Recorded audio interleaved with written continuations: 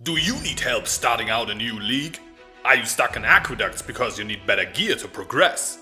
Do you want to get to endgame maps and clear them fast, safely, and with almost no currency invested?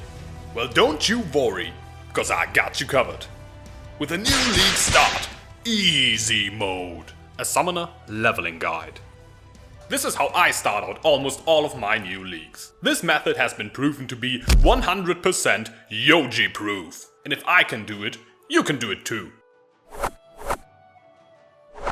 You level up as whatever's the strongest leveling spec for casters in the game right now and use that to get to Act 1 Merciless. As of now, that is dual flame totem with firestorm traps. You put your flame totem in the 3-link stick as soon as you find one and craft +1 fire gems on it using the vendor recipe. Link it up with faster casting and fire penetration. And link firestorm with trap and multiple traps. Time to level to Merciless. Definitely not overpowered, by the way.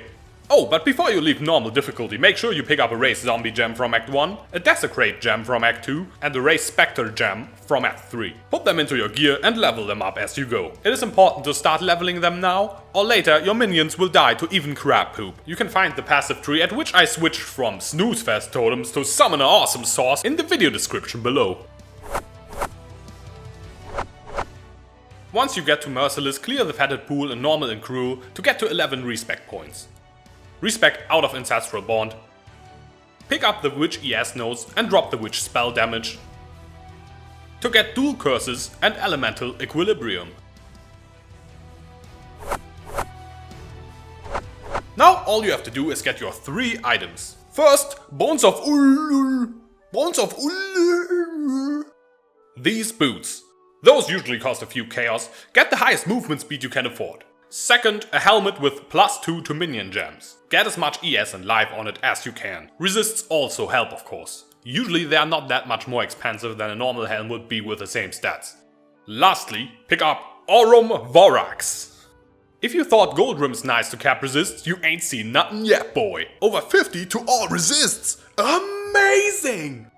This makes it possible to switch to summoner with the shittiest gear imaginable, as you can get away with having almost normal difficulty level resists. This allows you to focus on getting a lot of life and a lot of energy shield.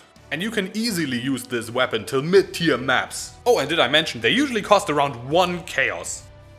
This is the gear I had in Dark Shrines Hardcore when swapping to summoner myself. You see all these blue items? That's some crappy gear right there. I was able to get all of this in the first 24 hours of the league without any problems whatsoever. I went on to do Merciless Merveil and suddenly found myself in Dried Lake because the other 2 acts were so easy I didn't even notice doing them. At Dried Lake I was around level 62 because Merciless content is such a face roll for summoners you don't even need to keep up in levels. But let's talk about how the build works.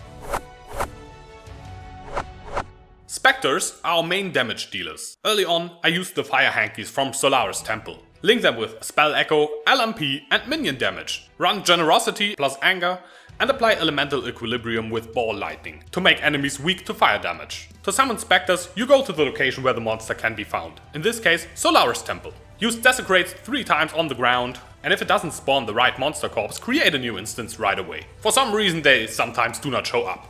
Just like my dates. Remove Spell Echo from your gem sockets and hold the A key for corpse targeting. Use the Raise Spectre skill on the corpse and don't forget to put Spell Echo back in afterwards. Or you will do 10 maps in a row wondering why your clear speed sucks because you stashed away your Spell Echo with the other loot after the first map. While all of this seems a bit annoying at first, once you got your summoning ritual dance choreography down, all of this takes only 1 minute to do. Later you will use Electro Spiders from Act 4 Belly of the Beast or the Harvest instead of fire hankies. Run Discipline as your second aura, without Generosity of course, because let's face it, you could really do with some Discipline. Also, throw Convocation and Flash Offering somewhere into your gear. And if you can get a Val Haste or Val Discipline gem, use them with increased duration. It's not a must though until endgame. For curses, I link Ball Lightning with Curse on Hit, Enfeeble and Tempt Chains. Put Raise Zombies into your helmet linked with Fortify and Minion Life. The 4th link can be Blind, Added Fire, or you can put your Chaos Golem in there. Later on, the 4th slot will be taken by your Animate Guardian, but that is some advanced stuff I will cover in the future. With that, our basic setup is done.